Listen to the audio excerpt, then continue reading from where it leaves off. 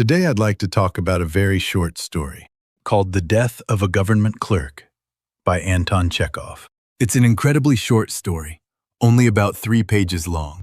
In fact, it's so short that you probably don't even need to read it. Just listening to me tell it will give you the whole story. Here's what happens. There's a government clerk named Chervyakov. One day, he goes to the opera. While he's watching the performance, he suddenly sneezes. Unfortunately, a bit of saliva lands on the bald man sitting in front of him. Feeling embarrassed, he immediately apologizes. When he looks more closely, however, he realizes that the man isn't from his own department, but he is a general, a high-ranking official. Startled, Chervyakov apologizes right away. The general is busy watching the opera, so he casually replies, "It's all right," and doesn't seem to think much of it. Now, what kind of person is Chervyakov? He's extremely polite, and he cares deeply about hierarchy and proper etiquette. So he starts thinking to himself, maybe the general is still upset. Maybe he hasn't really forgiven me. After the opera ends, he waits for the general and approaches him again. "General, I'm terribly sorry for my rude behavior earlier." The general looks at him and simply says, "Oh, it's fine." Once again, he brushes it off without much thought. Most people would probably think, "Phew, that's a relief." But Chervyakov doesn't. Instead, he thinks, the general must really be angry. He won't even accept my apology properly. So after returning home, he decides that the next day he'll visit the general's office and offer a formal apology. He even decides to wear his official uniform. The next day, he goes to the general's office. Standing before him, he says, "Sir, I'm the one from the opera yesterday, the one who sneezed." As he awkwardly tries to explain himself, the general cuts him off. "I told you I know already. Why do you keep bothering me?" The general raises his voice in irritation. At that moment, Chervyakov thinks, oh no, he really is furious. This is terrible. He goes back home, unable to stop worrying. He decides that perhaps he should write a formal letter of apology instead. But he's so anxious and troubled that he can't even bring himself to write. What am I supposed to do? Finally, he decides, tomorrow I'll go see him one last time and sincerely beg for forgiveness. So the next day, he visits the general again. The moment the general sees him, he shouts, "Out! Get out!" Chervyakov's face instantly turns pale. He returns home. And the final scene simply tells us this. Completely exhausted, Chervyakov sits down on his sofa and dies. Now, whether Chervyakov literally dies, or whether his death is meant to be symbolic, perhaps a kind of psychological or emotional death, is something we can think about. But today, I'd like us to focus on 2 things. The first is this. What kind of conversation was Chervyakov actually having? If you look closely, you'll notice that he wasn't really talking to the other person. He had his own expectations and his own assumptions. And unless those expectations were fulfilled, he didn't believe a real conversation had taken place. In other words, he had already decided what the conversation was supposed to look like. If it didn't unfold the way he wanted, he simply couldn't accept it as genuine communication. He needed his expectations to be met. He needed things to go in the direction he wanted. So, in a sense, he wasn't having a conversation with the general at all. He was having a conversation with himself. Isn't this something we see all the time? Think about couples arguing, whether in TV dramas or in real life. One person says, "I'm sorry." The other replies, "It's okay." But then the first person starts wondering, was that really okay or not? So they apologize again. "I'm really sorry." The other person says, "All right, I said I accept your apology."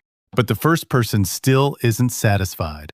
They're not accepting my apology the right way. Shouldn't they smile warmly or say something more reassuring? What's happening here? Neither person is really focused on the other. The one apologizing isn't. And the one receiving the apology isn't either. They're both focused on themselves. Now imagine if they truly were paying attention to each other. If the person apologizing heard, "It's okay, don't worry about it," they would simply accept those words. And if the other person wasn't ready to forgive, they might honestly say, "I'm not ready to accept your apology right now." That, too, would be a real conversation. But if someone keeps insisting, "No, that's not how you accept an apology," even after the other person has already said they do accept it, then the conversation stops being a conversation. It turns into something else. Maybe it becomes a bigger argument. Or maybe, like Chervyakov, you end up collapsing onto the sofa. Of course, that doesn't necessarily mean a literal death, but perhaps something inside your life begins to fall apart. So when we talk with other people, maybe we shouldn't wait for them to fulfill our expectations. Maybe we shouldn't demand that they respond in exactly the way we want. Instead, perhaps we should pay attention to the other person, to who they are, to the way they express themselves, and respond accordingly. Imagine if Chervyakov had reacted differently. The general says, "It's fine." Maybe the response feels a little casual. Maybe it isn't exactly what Chervyakov hoped for, but the general is clearly saying it's over. What if Chervyakov had simply replied, "Thank you. I'm truly sorry for what happened," and then left it at that? Would he have spent all that time worrying? Would he have been consumed by anxiety? Would he have experienced that kind of emotional collapse? Probably not. The situation would likely have ended right there. But Chervyakov couldn't accept reality as it was. Why? Because it didn't match his expectations. The response he wanted was something like this: "I can see that your apology is sincere. I accept it." Perhaps he imagined the general patting him on the shoulder and asking, "By the way, what's your name?" Maybe, in his mind, they would both smile and laugh together. But people are different. We all communicate differently. We all express our emotions differently. So isn't it risky to insist that everyone respond according to our own expectations? Now let's move on to the second point I'd like us to think about. Sometimes the way we see the world doesn't match reality. That's exactly what happened to Chervyakov. He believed that if he offered a formal apology, he would receive a formal response. That was his expectation. Reality, however, was completely different. The general simply brushed it off, saying, "It's fine," without much emotion. In psychology, this kind of situation is often described as cognitive dissonance, the discomfort we feel when our beliefs and reality don't line up. When that happens, we generally have two choices. The first is to change our own beliefs or expectations, so they better fit reality.